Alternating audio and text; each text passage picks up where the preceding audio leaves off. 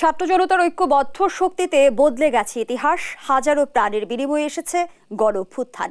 নতুন বাংলাদেশে যখন বিভিন্ন ক্ষেত্রে সম্ভাবনার নানা দ্বার উন্মোচন হয়েছে, তখনই বাংলাদেশের সম্প্রীতি বিনষ্টের নানা ষড়যন্ত্র চলছে। কারা বাংলাদেশের ইস্পাত কঠিন ঐক্যে ফাটল ধরাতে নানামুখী তৎপরতা চালাচ্ছে? বাংলাদেশকে অস্থিতিশীল করে তুলতে পারলে সুবিধাভোগী হবে কারা? এই বিষয়গুলো নিয়ে আমাদের আজকের আলোচনা। দর্শক সবাইকে আমন্ত্রণ জানিয়ে শুরু করছি দেশ টেলিভিশনের নিয়মিত আয়োজন দেশ সন্ধ্যার আজকের আয়োজন। ফার্নেস জুই থাকছি পুরো আয়োজন জুড়ে আপনাদের সঙ্গে। আজ আমরা শিরোনাম নির্ধারণ করেছি ঐক্যের বাংলাদেশ, সম্প্রীতির বাংলাদেশ। আর এই আলোচনা এগিয়ে নিতে স্টুডিওতে আছেন দুজন অতিথি। চলুন এ পর্যায়ে পরিচিত হই। আছেন খন্দকার মাসুকুর রহমান মাসুক, সহ সাংগঠনিক সম্পাদক বিএনপি ও রাজনীতি বিশ্লেষক। সেই সঙ্গে আরও আছেন জাহেদ চৌধুরী, ব্যবস্থাপনা সম্পাদক দৈনিক আমার দেশ। দুজনকে আমন্ত্রণ জানাচ্ছি আজকের আলোচনায়। জনাব জাহেদ চৌধুরী, আপনাকে দিয়ে আলোচনাটা শুরু করতে চাই। বলছিলাম যে আমরা গণ অভ্যুত্থানের পরপরই কিন্তু দেখছি পরিকল্পিতভাবে অস্থিরতা সৃষ্টির চেষ্টা বহুদিন ধরেই চলছে, কিন্তু বাংলাদেশকে অস্থিতিশীল করতে পারলে সুবিধাভোগী হবে কারা? ধন্যবাদ আপনাকে। আলোচনার শুরুতে আমি আবারও ছাত্র জনতার গণ অভ্যুত্থানে যারা প্রাণ দিয়েছেন তাদের স্মৃতির প্রতি গভীর শ্রদ্ধা জানাচ্ছি। এবং আজকের এই যে গণতান্ত্রিক পরিবেশের সৃষ্টি বাংলাদেশের সৃষ্টি হয়েছে, এটার পেছনে যাদের অবদান তারা এখনও সক্রিয় রয়েছে। এবং এটাই আমাদের সামনে সবচেয়ে আশার আলো, সবচেয়ে বড় আশার আলো, যে যারা বাংলাদেশের বর্তমান একটা মুক্ত পরিবেশ এনে দিয়েছে, গণতন্ত্রকে পুনরুদ্ধারে যারা জীবন দিয়েছে, যারা আহত হয়েছে এবং যারা সংগ্রামে অংশগ্রহণ করেছে সক্রিয়ভাবে, তারা এখনও সক্রিয় আছে। সুতরাং বাংলাদেশকে নিয়ে যতই ষড়যন্ত্র হোক না কেন, আমি মনে করি এটা কোনোদিনই সফল হবে না। তবে এই আন্দোলনে যারা সক্রিয় ছিল, যারা স্টেক হোল্ডার, বিভিন্ন দলের নেতৃবৃন্দ যারা, বিভিন্ন দলের সমর্থক যারা, এবং সাধারণ মানুষ এবং ছাত্র, এই স্টেক হোল্ডাররা সবাই যদি ঐক্যবদ্ধ থাকে, তাহলে কারো পক্ষেই সম্ভব নয়, সেটা স্বৈরাচার হোক কিংবা বিদেশি কোনো শক্তি হোক, তাদের পক্ষে এই সম্প্রীতি এবং এই ঐক্য বিনষ্ট করা সম্ভব নয়। এবং খুব স্বাভাবিকভাবে আমরা লক্ষ্য করছি যে কয়েকদিন ধরে নতুন করে আরেকটি ষড়যন্ত্র শুরু হয়েছে। ছাত্র জনতার গণ অভ্যুত্থানের পরপর আমরা অনেকগুলো ঘটনা দেখছি। আপনি যেমন শুরুতেই যেটা বললেন যে আনসার বিদ্রোহের নামে একটা পরিবেশ সৃষ্টি করার চেষ্টা হয়েছিল, সুপ্রিম কোর্টে চেষ্টা হয়েছিল, বিভিন্ন পর্যায়ে সনাতন ধর্মীদের দেখেছি। এবং শুরু থেকেই বিভিন্ন পর্যায়ে এখানে সাম্প্রদায়িক সম্প্রীতি নষ্টের একটা চেষ্টা বরাবরই আমরা লক্ষ্য করেছি। এবং এই গত কয়েকদিন ধরে যে ঘটনাগুলো ঘটছে, এখানেও কিন্তু চেষ্টা করা হচ্ছে সাম্প্রদায়িক সম্প্রীতি নষ্ট করার জন্য, উস্কানি দেওয়া হচ্ছে বিভিন্ন পর্যায়ে। এবং কারা উস্কানি দিচ্ছে সবাই আমরা জানি, যে এই সংগঠনগুলো কারা, এর পিছনে কারা মদত দিচ্ছে, দেশি বিদেশি যে ষড়যন্ত্র, যেটা সরকারের তরফ থেকে বলা হয়েছে এবং এর প্রমাণও পাওয়া গেছে ইতিমধ্যে। আমরা লক্ষ্য করছি, খুবই দুঃখজনকভাবে যেটা লক্ষ্য করছি, আমাদের প্রতিবেশী দেশ ভারত খুবই অন্যায়ভাবে, অন্যায্যভাবে বাংলাদেশের একটা আভ্যন্তরীণ বিষয় নিয়ে তারা মন্তব্য করছে। বাংলাদেশের কোন নাগরিককে, তিনি মুসলমান না হিন্দু না কোন ধর্মের, সেটা বড় বিষয় নয়। কোনো নাগরিককে যদি গ্রেফতার করা হয়, তাইলে এইটা নিয়ে প্রতিবেশী আর একটা দেশের উষ্মা প্রকাশ করে বিবৃতি দেওয়ার কোনো কারণ আমি এখানে দেখতে পাই না। কিন্তু বাংলাদেশের ক্ষেত্রে তাই হচ্ছে। আমরা কি ভারতে যখন ওয়াইসিকে গ্রেফতার করা হয়েছিল, বাংলাদেশ সরকার কি কোনো স্টেটমেন্ট করেছিল? নো, করে নাই। তো এরকম বিভিন্ন পর্যায়ে আমরা বাংলাদেশে, ভারতে কত মুসলিম নির্যাতনের ঘটনা ঘটেছে, কোনো সময় কি বাংলাদেশে এগুলো নিয়ে স্টেটমেন্ট করেছে, বলেছে? নো, তারা বলেনি। কিন্তু কি দেখলাম আমরা, বাংলাদেশে সুনির্দিষ্ট অভিযোগে একজনকে গ্রেফতার করা হলো। আমি খুব স্বাভাবিকভাবে চিন্ময়ের কথা বলছি। তাকে গ্রেফতারের পর দেখলাম যে আমরা প্রতিবেশী দেশ থেকে উস্কানি দেওয়া হলো, এমনকি রাষ্ট্রীয় পর্যায়ে কংগ্রেসের পক্ষ থেকে, বিজেপি ক্ষমতায় আছে, তারা আবার কংগ্রেসের পক্ষ থেকে এই ঘটনা নিয়ে নানা ধরনের পানিগুলা করার, বাংলাদেশের অভ্যন্তরীণ বিষয়ে তারা নাক গলানোর একটা চেষ্টা করছে। পররাষ্ট্র মন্ত্রণালয়ের বিবৃতি আমরা দেখিনি, আমরা দেখেছি বিজেপি নেতা এক ধরনের হুমকি হুঁশিয়ারি দিচ্ছেন। কিন্তু আমি মনে করি বাংলাদেশের মানুষ, বাংলাদেশের স্বাধীনতা এবং সার্বভৌমত্ব রক্ষার জন্য এই সমস্ত হুমকি দামকে, এগুলোকে মোকাবেলা করেই সামনের দিকে এগিয়ে নিয়ে যাবে এবং আমরা ন্যায্যতার ভিত্তিতেই আমরা এগিয়ে যাব। এবং আরেকটি জিনিস আপনি লক্ষ্য করেন যে বাংলাদেশে সাম্প্রদায়িক সম্প্রীতির কিন্তু একটা এইরকম একটা মডেল কান্ট্রি হলো বাংলাদেশ বরাবরই। এই ভারতের সাথে তুলনা করলে, যদি ভারত এখন যেভাবে হস্তক্ষেপ করছে আমাদের বিষয়গুলোতে, সেই তুলনায় বাংলাদেশে কিন্তু সাম্প্রদায়িক দাঙ্গা হাঙ্গামার ঘটনাগুলো নাই বললেই চলে তুলনামূলকভাবে। ভারতে যেগুলো ঘটছে সেগুলো খুবই সামান্য, খুবই নগণ্য, এবং এগুলোর ব্যাপারে আমি বলবো বর্তমান সরকার খুবই সক্রিয় রয়েছে। এবং আপনি যদি লক্ষ্য করেন গত পূজা, এই পূজার সময় এত সুশৃঙ্খলভাবে এবং অতীতের যে কোনো সময়ের তুলনায়, মানে সাম্প্রতিক সময়গুলোর তুলনায় সুষ্ঠুভাবে তারা পূজা উদযাপন করেছে আমাদের সনাতন ধর্মী ভাই বোনেরা যারা আছে। এবং সরকারের তরফ থেকেও বারবার বলা হচ্ছে, আমাদের প্রধান উপদেষ্টা মহোদয় একাধিকবার বলেছেন যে আমাদের মূল পরিচয় আমরা বাংলাদেশি, বাংলাদেশের মানুষ, এর বাইরে আমাদের কোনো পরিচয় নাই। সে কোন ধর্মের, কোন গোত্রের, কোন দলের, এগুলো আমরা দেখব না। তো এটাই আমাদের স্পিরিট, এবং আমি মনে করি যে তরুণ প্রজন্ম এই জিনিসটাকে ধারণ করতে পারছে। ইসকন ভারতের এত মাথা ব্যথার কারণ কি, আর ইসকন কার এজেন্ডা বাস্তবায়ন করছে সেটা আমি সুনির্দিষ্ট হয়তো এটা নিয়ে আলোচনা করতে পারবো না, যেতে পারবো না, কিন্তু আমরা স্পষ্টভাবে যে জিনিসটা আমি বলতে চাচ্ছি যে আমরা বারবার দেখেছি তারা আমাদের এখানে কিছু উস্কানিমূলক কর্মকাণ্ডের সাথে তারা সক্রিয়ভাবে জড়িত, এবং এইবার তো এটার প্রমাণ পেয়েছে। যদিও আজকে ইসকন বলেছে যে চিন্ময় তাদের লোক না, তাদের দল থেকে তাকে বহিষ্কার করা হয়েছে, তাদের নামে এই সমস্ত কর্মকাণ্ড করা হচ্ছে, এইরকম একটা স্টেটমেন্ট আজকে তারা করার চেষ্টা করেছে, কিন্তু তারাই তো উস্কানি দিচ্ছে। উস্কানির সঙ্গে তারা তো সক্রিয়ভাবে জড়িত আছে, শীর্ষস্থান করে নিয়েছে। সেটাই। এবং শুধু এইটা না, চিন্ময়ের ঘটনা বলেই না, আমরা অতীতেও দেখেছি বাংলাদেশে সাম্প্রদায়িক উস্কানির পরে এই অন্তর্বর্তীকালীন সরকার আসার পরে আমরা কয়েক দফায় দেখেছি যে সারা দেশে নানাভাবে চেষ্টা করা হয়েছে যে সাম্প্রদায়িক উস্কানি সৃষ্টির, কিন্তু সরকার খুবই সফলতার সাথে, আমি বলবো ছাত্র জনতা এখন পর্যন্ত তারা এই জিনিসটি মোকাবেলা করতে সক্ষম হয়েছে, এবং আগামী দিনেও এই সব ষড়যন্ত্র তারা মোকাবেলা করতে সক্ষম হবে। তবে এইখানে একটি বিষয় আমি স্পষ্ট করে বলতে চাই, এখানে যারা স্টেক হোল্ডার আছে, যারা এই স্বৈরাচারী সরকারের পতন ঘটিয়েছে এবং ছাত্র জনতার অভ্যুত্থানের মাধ্যমে যে সরকার গঠিত হয়েছে, যারা এখন দেশ পরিচালনা করছে, তাদেরকে সহযোগিতা করা আমাদের স্টেক হোল্ডারদের দায়িত্ব হবে। সেটা বিএনপি হোক, জামাত হোক, কিংবা অন্য যে সমস্ত রাজনৈতিক সংগঠন আছে, এবং তার বাইরে ছাত্র জনতার, সাধারণ জনতা এবং বিভিন্ন পেশাজীবী সংগঠন যারা আছে, তাদের উচিত হবে, এবং তারা করছেও। আমরা বিশেষ করে চট্টগ্রামের এই ঘটনার পরে আমরা বিএনপির পক্ষ থেকে, বিএনপির ভারপ্রাপ্ত চেয়ারপারসনের পক্ষ থেকে খুবই দায়িত্বশীল বক্তব্য আমরা দেখেছি। ঢাকা সাংবাদিক ইউনিয়নের যে সম্মেলন হয়ে গেল, এই সম্মেলনে উনি যে বক্তব্য রেখেছেন, খুবই দায়িত্বশীল বক্তব্য রেখেছেন, এবং আমরা আশা করি সরকারের সাথে সহযোগিতামূলক এই বক্তব্যগুলা থাকবে বড় বড় রাজনৈতিক দলগুলোর পক্ষ থেকে। শুধু বক্তব্য নয়, মাঠে ময়দানেও তাদের মধ্যে এই ঐক্যটা প্রতিষ্ঠিত যদি থাকে, তাহলে আমার মনে হয় যে এই সমস্ত ষড়যন্ত্র মোকাবেলা করে আমরা সামনের দিকে এগোতে পারব। চৌধুরী, খন্দকার মাশরুকুর রহমান, সম্প্রীতির বাংলাদেশে কারা আসলে সাম্প্রদায়িক বিষ বাষ্প ছড়াচ্ছে, আর এ ধরনের উস্কানিতে কি আমাদের ইস্পাত কঠিন ঐক্যে কোনো ধরনের ফাটল ধরাতে পারবে? ধন্যবাদ আপনাকে, সম্মানিত আলোচককে। আমি সাংবাদিক ভাইয়ের বক্তব্য শুনতেছিলাম খুব গভীরভাবে, আমি তার কথার সাথে সম্পূর্ণ একমত। দেখেন, আপনি সঞ্চালনা এখানে অনেক শত শত টকশো হয়েছে, এদেশের প্রজ্ঞাবান রাজনীতি থেকে শুরু করে বুদ্ধিজীবীদের সামনে, আপনার সামনে টকশোতে অংশগ্রহণ করেছে। আজকে এটা খুব সেন্সিটিভ বিষয়। আসলে ভারতকে আগে কারা অস্থিতিশীল করতে চায়? 5ই আগস্ট ঘটনা যদি আপনি মনে করেন, এটা খেলায় বিজিত আর বিজয়ী কারা? যারা বিজয়ী হয় তারা কিন্তু সব কিছু ভুলে যায়। যেমন জামাতের আমির বলেছিলেন ক্ষমা করে দিলাম আওয়ামী লীগকে। হ্যাঁ, যদিও এটা নিয়ে অনেক কথা হয়েছে, অনেকে কষ্ট পেয়েছে,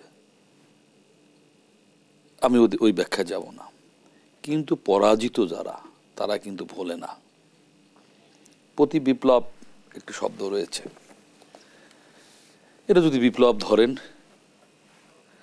পৃথিবীর যে দেশে, চীন, রাশিয়া, কিউবা, আর একটা দেশের নাম ভুলে গেলাম, কি বিপ্লব জানি হয়েছে, সে দেশে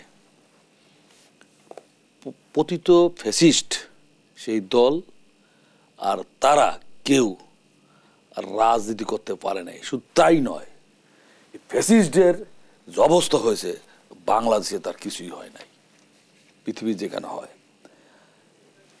আপনি দীর্ঘ 15-15.5 বছর এই ভোটারবিহীন সরকার, অনির্বাচিত সরকার, সাথে ওই 2 বছর অন 11 17.5 বছর এরা দেশে যে লুটপাট করেছে, এদের টাকার কোনো সমস্যা নাই। রাজনীতি বলেন, অপকর্ম বলেন, উন্নয়ন বলেন, টাকা একটা বড় শক্তি। এদের হাতে এই অস্ত্র আছে, অর্থ। বাংলাদেশে 5 তারিখের পর উনি সব আনসার বিদ্রোহ থেকে সব করেছেন। আপনি খোঁজ নেন এর সাথে কারা জড়িত। সর্বশেষ এই যে ইসকন, এরা শ্রীকৃষ্ণের ভাবাদর্শের, হ্যাঁ, এদের সাথে ধরেন এরা টাকা কোত্থেকে আসে, কারা দেয়? হ্যাঁ, কথায় কথায় আপনারা বলেন বিএনপি জামাতরে বলেন পাকিস্তানের টাকায় চলে, তোমরা কার টাকায় চলো? হ্যাঁ, কার টাকায় চলো? ভারত কি চায় আপনি বলেন? ভারত বাংলাদেশে একটি সুস্থ ধারার রাজনীতি, একটা শক্তিশালী মজবুত অর্থনীতি বাংলাদেশ দাঁড়াক, সোশ্যাল সিকিউরিটি এখানে প্রতিষ্ঠা পাক, গণতন্ত্র এখানে, সাংবিধানিক যেগুলো সংস্থা রয়েছে সেগুলো শক্তিশালী হোক, কখনো চায় নাই। এবার যদি চাইতো, এই 15.5 বছরে ভারতের ভূমিকাটা একটু খেয়াল করেন। এটা অনির্বাচিত সরকারকে তৎকালীন ফরেন মিনিস্টার বলছে ভারতের সাথে আমাদের স্বামী স্ত্রী সম্পর্ক। আমরা প্রশ্ন করেছিলাম স্বামীকে আর স্ত্রীকে। ওবায়দুল কাদের বলেছে দিল্লিকে বলে এসেছি আমরা ক্ষমতায় রাখতে চাই। রাষ্ট্রের মালিককে? দিল্লি, জনগণ। তারা একটা দলের সাথে সম্পর্ক করেছে। আমরা বারবার বলেছিলাম আপনারা বাংলাদেশের জনগণের সাথে সম্পর্ক করেন, ওনরা করে নাই। সর্বশেষ ফ্যাসিস্টকে ওনরা ওখানে জায়গা দিয়ে ষড়যন্ত্রের সাথে, পরাজিত ফ্যাসিস্ট ষড়যন্ত্রের সাথে জড়িত। এই ঘটনার সাথে পরাজিত ফ্যাসিস্ট জড়িত। তারপরও উনি যে কথা বলেছেন, আপনি করেছেন আজকে কি ঐক্যের বাংলাদেশ, একটা কথা আছে, ঐক্যের বিকল্প নাই। আমি মনে করি সকল ষড়যন্ত্র ধূলিসাৎ হয়ে যাবে। এই কারণেই আমার এই 39 বছর রাজনৈতিক অভিজ্ঞতায় বলে 71-এ বাংলাদেশের মানুষ ঐক্যবদ্ধ হয়েছিল। 90-তে আমরা, 71-এ বয়স কম, খেলাধুলা করেছি। 90-তে 9 বছর শিক্ষা জীবনের মূল্যবান সময় ব্যয় করে স্বৈরাচারের বিরুদ্ধে গণতন্ত্রের জন্য সংগ্রাম করেছি। আবার এই 17 বছর জেল, জুলুম, অত্যাচার, নির্যাতন আমরা সহ্য করে সেটার ফল 5 আগস্ট হয়েছে। এই উনি যারা বলছে যাদের ত্যাগের বিনিময় যেসব ভাই ও বোনদের রক্তের বিনিময় 5 তারিখ এসেছে, এটা কিছুতেই নস্যাৎ করতে দেওয়া উচিত না। ক্ষুদ্র স্বার্থে, বৃহৎ স্বার্থে দেখা উচিত, দেশের স্বার্থে। আমি আপনাকে বলি, যুদ্ধের সময় হার্ডিন ব্রিজের একটা প্যান ভেঙে দেওয়া হয়েছিল, আমরাই ভেঙেছিলাম। হ্যাঁ, বিভিন্ন ব্রিজ ভাঙ্গা হতো যাতে পাকিস্তানের সামরিক বাহিনী যাতায়াত ব্যবস্থাকে ধ্বংস করা যায়। তখন কি আমরা দেশের দিক তাকিয়েছি? না। এই পতিত স্বৈরাচার দেশের গোল্লায় যাক, তা তো তারা টাকাবে না। তারা যেভাবে হোক এই পতিত স্বৈরাচার ফ্যাসিস্ট এই সরকারকে ব্যর্থ করার জন্য লিপ্ত প্রতিটা মুহূর্তে করে। আর যারা বিজয়ী তারা, আমরা কিন্তু ঘুমাই থাকি এবং এতে ক্ষতি হওয়ার সম্ভাবনা আছে। খন্দকার মাশিকুর রহমান, আমরা কিন্তু গত কয়েকদিন ধরে বিভিন্ন ইস্যুতে অভ্যুত্থানের শরিকদের মাঝে অনৈক্য লক্ষ্য করছি। সংবিধান সংস্কার থেকে শুরু করে রাজনৈতিক দল নিষিদ্ধ, বিভিন্ন ইস্যু রয়েছে। এই সুযোগকে পুঁজি করেই কি কেউ অস্থিরতা সৃষ্টির পায়তারা করছে কিনা, আমি প্রশ্নটি আপনার কাছে রাখছি। একটা বিরতির সময় হয়েছে। দর্শক, দেশোদ্ধার এই পর্যায়ে একটা বিরতিতে যাচ্ছি, সাথেই থাকুন।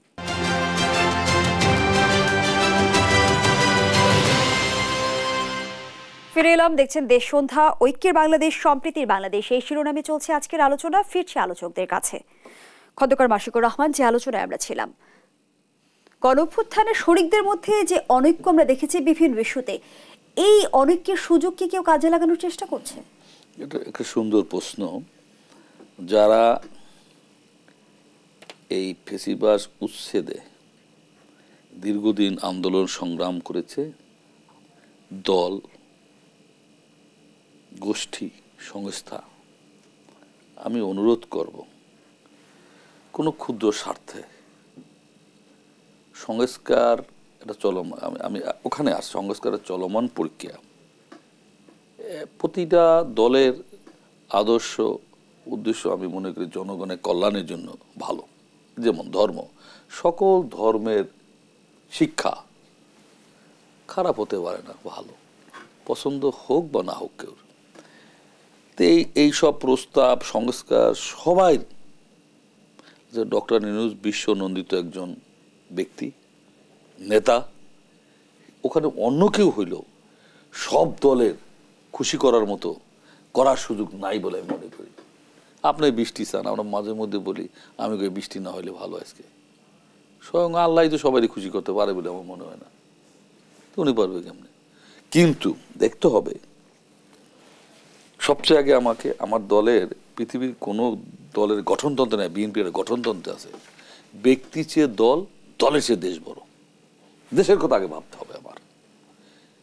মেজরিটি পিপলের জন্য কি হয়, একটি সিদ্ধান্ত আপনার আইনের ভাষায় আছে, কোন আইনে নাই জিনিসটা, তখন বিচারককে বলা আছে তোমার বিবেক দিয়ে তুমি এর বিচার করবা। তোমার বিবেক দেয়া, কোন আইনের মধ্যে এটা পড়ে না, কিন্তু তোমার বিবেক দিয়ে বিচার করবা। ঠিক আমি দুইটা সিদ্ধান্ত, এইটা করলে আর এইটা করলে কোনটা ভালো, দুইটাই ভালো না, মন্দির ভালো কোনটা সেটাকেই নিতে হবে। যদি সুযোগ অন্যটা না থাকে, সেটাই কে কোনটা করলে বেশি কম ক্ষতি হয়। একটা আমি অর্থনীতির ছাত্র, একটা মিল চললে এত খরচ, না চললে কম খরচ, তখন মিল বন্ধ করে দিতে হবে। আদমজি জুট মিল বন্ধ হওয়ার পর কঠিন স্টাডি করলাম, কেন এত বছরে চললে কত হাজার কোটি টাকা লস, না চললে কত, না চললে কম, বন্ধ করে দিছে। আপনার পর্যালোচনা কি বলে, আমরা কোন প্রক্রিয়া সমাধানের পথে পৌঁছাতে পারবো?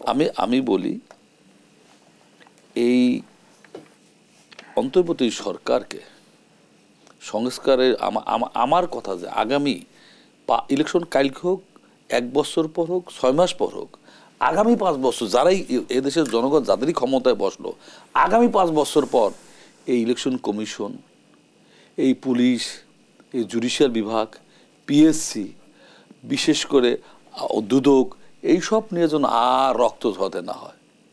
পাকিস্তান, আপনি বারবার পাকিস্তান আর ইন্ডিয়ার উদাহরণ দেন। ইন্ডিয়ায় তো ইলেকশন কমিশনে কেউ চিল্লাচিল্লি করে না, পরাজয় হতে পারে। আপনি পাকিস্তান, ইমরান খান এত ঘটনা ঘটলো, সে জুডিশিয়াল ডিপার্টমেন্টের জন্য দোষের সাব্যস্ত করে নাই, পুলিশের কথা বলে নাই, ইলেকশন কমিশনের কথা বলে নাই। তা অন্ততপক্ষে এইসব সংস্কার করে একটি সুষ্ঠু ধারায় একটা আর একটা বলি, এই সরকারের আমার শ্রদ্ধা থাকলেও রাষ্ট্র পরিচালনা ভিন্ন জিনিস। এটা একাডেমিক রেজাল্টে হয় না। রাষ্ট্র পরিচালনা রাজনীতিবিদ্যাই করবে, যে অভিজ্ঞতা দরকার। আমি সেদিন টকশোতে ঢাকা ইউনিভার্সিটির টিচার, আমি বললাম যে আপনারা সকল টিচার, ঢাকা বিভিন্ন বিশ্ববিদ্যালয়ের টিচাররা এর তো মেধাবী নেই, ফার্স্ট পারা, আপনারা ইলেকশন করেন, জনগণ আপনারা ভোট দিয়ে রাষ্ট্র চালনা করবেন। জনগণ যদি আপনাকে ভোট দেয়, রাষ্ট্র পরিচালনা করবেন আপনারা, বাট নট একটা সংগঠন ভিন্ন জিনিস। এই সংগঠন ধীরে ধীরে মানুষের হৃদয় বংশ হয়ে গেছে, তারপরে ভুল করে। 70-75 বছর বয়সের আওয়ামী লীগের একটা দল, দেশ স্বাধীনতায় যাদের ভূমিকা রয়েছে, সেই দলের প্রধান শেখ মুজিবের কন্যা দেশ পালিয়ে যেতে হয় যদি ভুল করা হয়, যদি জনগণের সেন্টিমেন্ট না মানে মাটির গন্ধ যদি না। খন্দকার মাশরুকুর রহমান, পরবর্তী অংশে আবারও ফিরবো আপনার কাছে। জনাব জাহেদ চৌধুরী, এতদিন আমরা দেখেছি যে একই সরলরেখা অবস্থান করেছে অন্তর্বর্তী সরকার, বৈষম্য বিরোধী ছাত্র আন্দোলন এবং রাজনৈতিক দলগুলো। সময় যত গড়াচ্ছে আমরা দেখছি ব্যবধান ততই বাড়ছে। ব্যবধানটা কমিয়ে আসবে কিভাবে? দেখেন, এইখানে দুটো বিষয় আছে, যেটা বলছেন মাসুক ভাই, যেটা বললেন যে বেসিক জিনিসটা হলো রাষ্ট্র পরিচালনা করবে রাজনীতিবিদরা। এই জায়গাতে আমরা কিন্তু স্ট্রিক থাকতে হবে, এটা কিন্তু অন্যদের কাজ না। বাট এখন অন্তর্বর্তীকালীন সরকার, এই সরকারকে কয়েকটি দায়িত্ব দেওয়া হয়েছে এবং এটা নিয়ে নানা কথা আছে যে সংস্কার আগে না নির্বাচন আগে, সংস্কার কতদিন লাগবে সংস্কার করতে, নির্বাচন কবে হবে, এই জাতীয় বিষয় আশয়গুলো আছে, অন্তর্বর্তী সরকারের মেয়াদ কতদিন এবং এই সমস্ত বিষয়। যেমন আজকে মিস্টার রহমান সুবান অর্থনীতিবিদ উনি বলছেন যে 4-5 বছর লাগবে যদি সবগুলা সংস্কার কমপ্লিট করতে হয়, এরকম মন্তব্য আজকের পত্রিকায়ও ছিল। তো সেটা বড় কথা না, কেউই বলছে না যে পুরো সংস্কারটা কমপ্লিট করে দিয়ে তারপর একটা নির্বাচন দেব, এটা কিন্তু অন্তর্বর্তীকালীন সরকারও কিন্তু এই কথা বলছেন না। তারা বলছেন কি যে মেজর যে সংস্কার কার্যক্রমগুলো আছে, তারা 6টা মেইন কমিটি, বারবার প্রধান উপদেষ্টার প্রেস উইং থেকে এটা ক্লিয়ার করা হচ্ছে যে 6টা মেইন সংস্কার কমিটি করা হয়েছে, আরও 8-10টা সংস্কার কমিটি আছে এখন মোট, এগুলো ফাংশন করছে। 14-15টার মতো কমিটি এই মুহূর্তে ফাংশন করছে, সংস্কারের কাজগুলো তারা করছে। তো এইখানে বিষয়টা হলো যে সব সংস্কার প্রক্রিয়া হয়তো তারা শুরু করেছেন, তারা যে সবগুলা শেষ করে যেতে পারবেন এমন নয়, কিন্তু একটা সুষ্ঠু নির্বাচনের জন্য এবং পরবর্তী সময়গুলোতে যেগুলা নিয়ে বারবার বিভেদ এবং বিরোধ সৃষ্টি হচ্ছে, মেজর ইস্যুসগুলো নিয়ে সংস্কারগুলো যাতে সম্পন্ন হয় এবং তারপরেই নির্বাচন হয়, এইটাই আমার কাছে মনে হচ্ছে যে এই পর্যন্ত যে সমস্ত জরিপ কিংবা যে সমস্ত আলোচনা আছে এখানে এই বিষয়টাই বেশি আসছে। রাজনৈতিক দলগুলোর মাঝেও কিন্তু আমরা প্রত্যাশার জায়গায় এক ধরনের পার্থক্য লক্ষ্য করছি, সংস্কার আগে না নির্বাচন আগে, এই বিষয়ে বিতর্ক রয়েছে, তারা কি সমঝোতায় পৌঁছাতে পারবে না? এটা দেখেন, রাজনৈতিক দলগুলোর প্রত্যেকের নিজেদের দলের একটা চাওয়া পাওয়া থাকবে, আবার পাশাপাশি তাদের নিজেদের একটা হিসাব নিকাশ ইকুয়েশন থাকবে।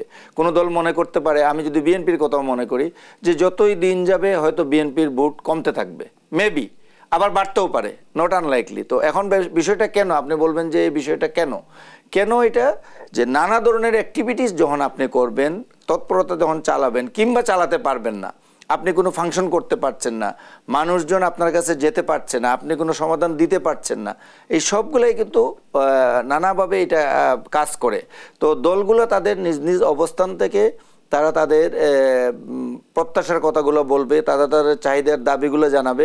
কিন্তু আজকের দিন পর্যন্ত যদি আমি বলি, তাইলে কিন্তু এখন পর্যন্ত বিএনপি এই অন্তর্বর্তীকালীন সরকারকে, বিএনপি বলেন জামাত বলেন, মেজর দুইটা যদি স্টেক হোল্ডার আমি বলি, দুইটা পলিটিক্যাল পার্টি এই মুহূর্তে, আওয়ামী লীগ যেহেতু পলাতক রয়েছে, তো এরা কিন্তু এই সরকারকে সহযোগিতাই করছে।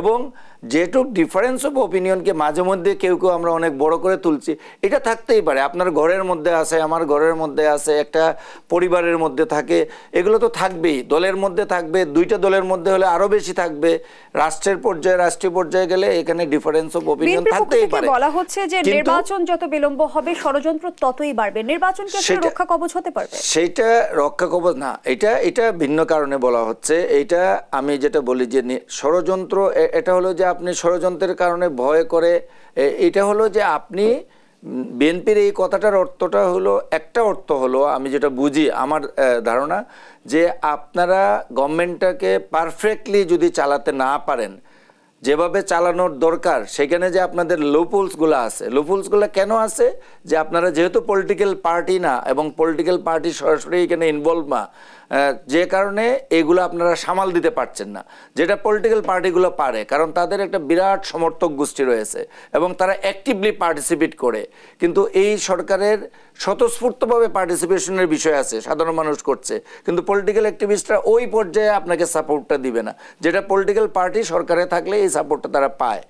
এই সমস্ত কারণে বলছে যে ষড়যন্ত্র যতই সময় যাবে, মানে আপনার যদি সরকার লুজ হয় কিংবা সরকারের নানা অ্যাক্টিভিটিস সমালোচিত হয়, সাধারণ মানুষ যদি, আপনি ইস্যুসগুলো আছে, দ্রব্যমূল্য আছে, যানজট আছে কিংবা অন্যান্য বিষয় যেগুলো আছে, সেগুলো নিয়ে যদি মানুষ ক্ষুব্ধ হয়, তাহলে আপনার অ্যাডমিনিস্ট্রেশনটা একটু লুজ হয়ে যাবে।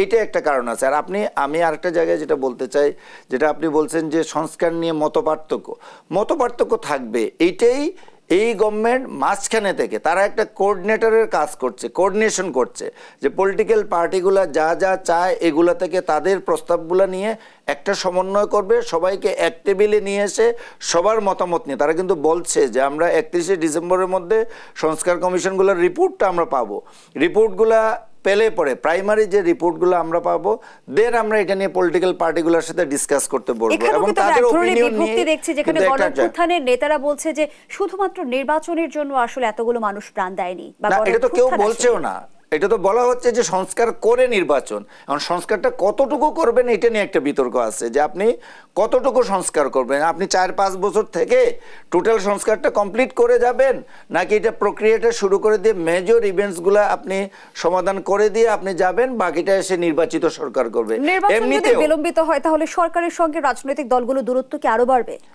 সেটা অবস্থার পরিস্থিতির উপর নির্ভর করছে, অবস্থার উপর নির্ভর করছে। এটা বাড়তেও পারে, কমতেও পারে, কিন্তু দৃশ্য তো মনে হচ্ছে যে এটা খুব বেশি বিলম্বিত করা ঠিক হবে না একটা নির্দিষ্ট সময়ের মধ্যে। আমরা এখনো জানি, আমরা এর আগে যদিও প্রধান উপদেষ্টা কার্যালয় থেকে বলা হয়েছে যে যেটা প্রধান উপদেষ্টা ঘোষণা করবে এটাই ফাইনালি কথা হবে, কিন্তু তারপরেও তাদের মধ্যে যে চিন্তাগুলো আসছে এটা বিভিন্ন পর্যায়ে চলে আসছে। এর আগে আমরা আইন উপদেষ্টার মুখ থেকে শুনেছি যে 2025 সালেই নির্বাচন হবে।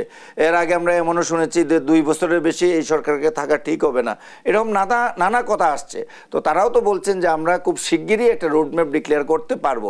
এই রোডম্যাপটা অর্থই হলো যে ওনারা চাচ্ছেন যে আমরা একটা পর্যায়ে গেলে তখন আমরা বলতে পারবো আর আমাদের কতদিন লাগবে, এটা প্ল্যানিং, নাথিং এলস। এটা যে আমি সংস্কার কাজটা কোন পর্যায়ে নিতে পারবো এই প্ল্যানিংটা ডিক্লেয়ার করার জন্য ওনারা একটা বর্তমান সরকার একটা সময় চাচ্ছে। আমরা বরাবরই বলছি এবং বিএনপিও এই কথা বলছে, জামাতও বলছে যে একটা যৌক্তিক সময় এই সরকারকে দিতে হবে, আর ডিফারেন্স অফ অপিনিয়নগুলো এইভাবে সরে আসবে। আর একটা জিনিস আপনি দেখেন যে আপনি যখন সংবিধানের সংস্কার করতে যাবেন, বিস্তারিত জানতে চাই, আমার প্রশ্ন আছে। আবারও বিরতি শুরু হয়েছে। দর্শক, দেশ সন্ধ্যার এই পর্যায়ে আবারও বিরতিতে যাচ্ছি, সাথেই থাকুন।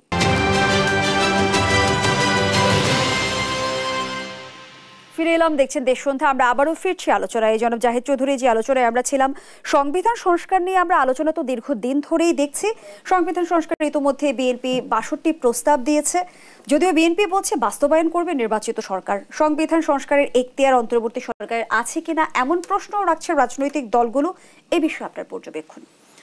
দেখুন, এখানে সংবিধান সংস্কারের প্রস্তাব তো যে কেউ রাখতে পারে, সেটা অন্তর্বর্তী সরকারও রাখতে পারে, নির্বাচিত সরকার রাখতে পারে, অনির্বাচিত সরকার রাখতে পারে। প্রস্তাব এক জিনিস, আর সংবিধানে যখন সত্যি আপনার যে সংশোধনীটা আনতে হবে এটা কিন্তু পার্লামেন্টকেই করতে হবে। সুতরাং এটা নেক্সট পার্লামেন্টকে ফাইনালি এই প্রস্তাবগুলো সংবিধানে অন্তর্ভুক্ত করতে হবে, এইটা এর কোনো বিকল্প নেই। আর এটা যেটা বলা হচ্ছে যে পরবর্তী সরকার করবে, বর্তমান সরকার করবে, সংস্কার প্রস্তাবগুলোর অনেকগুলোই যেগুলোর সাথে সংবিধান সংশোধনের প্রয়োজন পড়বে। শুধু সংবিধান সংশোধন ছাড়াও অন্য বিষয়, নির্বাচন কমিশন নিয়েও এমন একটা প্রস্তাব আসতে পারে যেটার মধ্যে সংবিধান সংশোধনের প্রয়োজন পড়তে পারে, নট আনলাইকলি। এরকম যে কোনো বিষয়ে যদি এখানে সংবিধান সংশোধনের কোনো প্রয়োজন হয় সংস্কার করতে গিয়ে, তাইলে এটা নির্বাচিত সংসদকেই করতে হবে এবং নেক্সট পার্লামেন্টকে এটা করতে হবে। এতে তো দ্বিমতের কোনো সুযোগ নেই, কিংবা অন্য কোনো প্রক্রিয়া আছে কিনা জানি না। এটা যদি কনস্টিটিউয়েন্ট অ্যাসেম্বলিও আপনার ফর্ম করতে হয় তো এটাও একটা অ্যাসেম্বলি, আর শুধুমাত্র সংবিধান করার জন্য তাদের দায়িত্ব দেওয়া হতো, এবং গণভোটের বিষয়টা। এখন এখানে একটা বিষয় কেউ বলছেন, এটা আছে যে আমরা যদি একটা সংস্কার প্রস্তাব করে এটার উপর একটা গণভোটও নিয়ে নিতে পারি যে সংবিধানে আমরা এই জিনিসগুলো অন্তর্ভুক্ত করব, এটা কি করতে পারি, তাহলে এটাও একটা সংস্কারের পার্ট, এটাও কিন্তু কনস্টিটিউশনে এটা ইনক্লুড করতে হবে।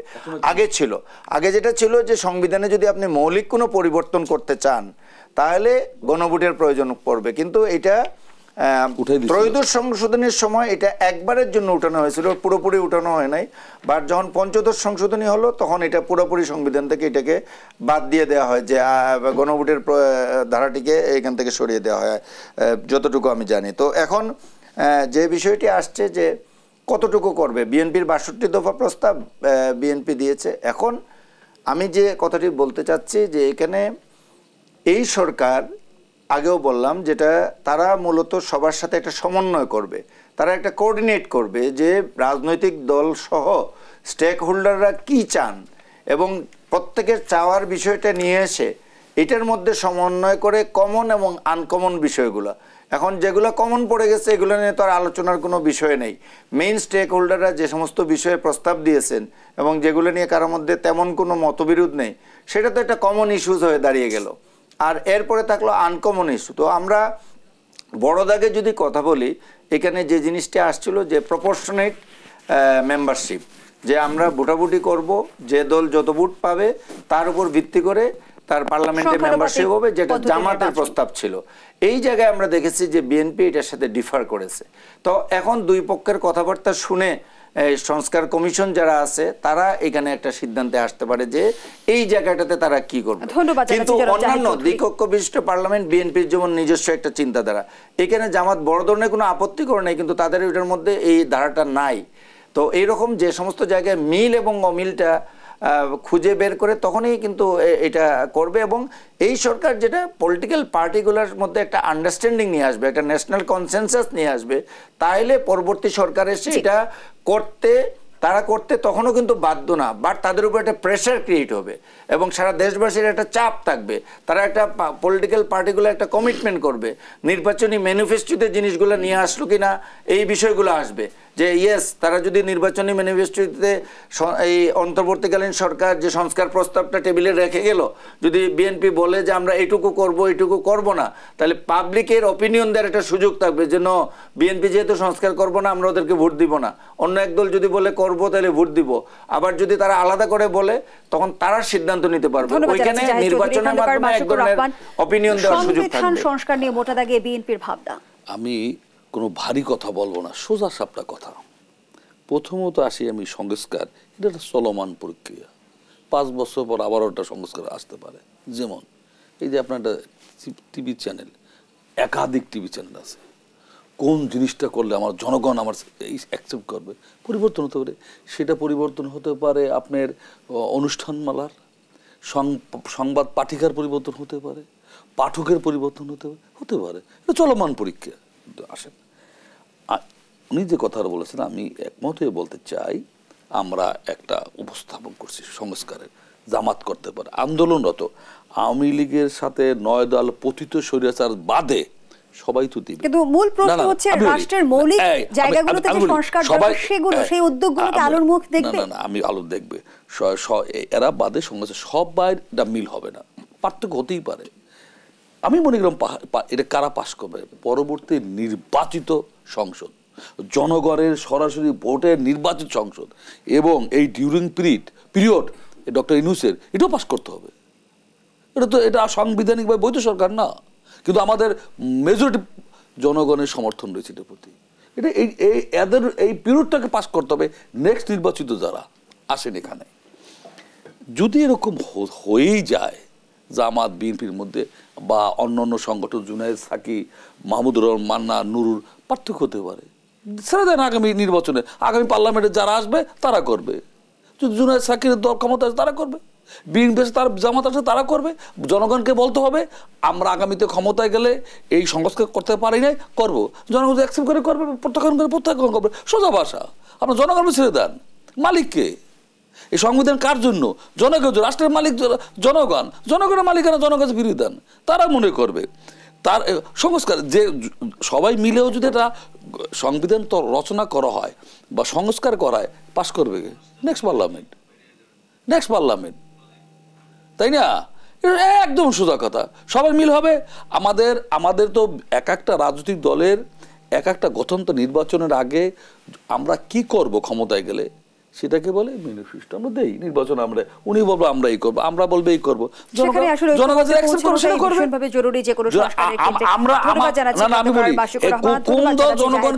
আমাদের আয়োজনের একেবারেই শেষ পর্যায়ে। দর্শক, এখানেই শেষ করছি দেশ সন্ধ্যার আজকের আয়োজন। ধন্যবাদ এতক্ষণ আমাদের সাথে থাকার জন্য।